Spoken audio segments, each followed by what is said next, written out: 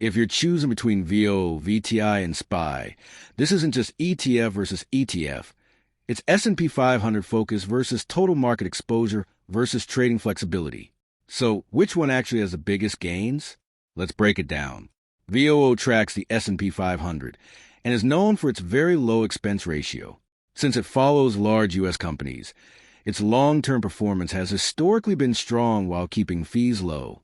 That makes it popular for long-term investors. But here's the catch. It only covers large-cap U.S. stocks.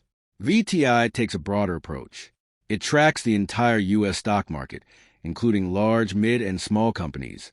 That gives you more diversification and exposure to smaller companies that may grow faster. The downside is that performance often ends up looking similar to VOO because large companies still dominate the market. SPY also tracks the S&P 500, but it's heavily used by traders because of its huge trading volume and liquidity. The downside is that its expense ratio is slightly higher than VOO. So, which ETF has the biggest gains? Historically, VOO and SPY usually perform very similarly because they track nearly the same index. VTI can sometimes outperform or underperform slightly, depending on how smaller companies perform.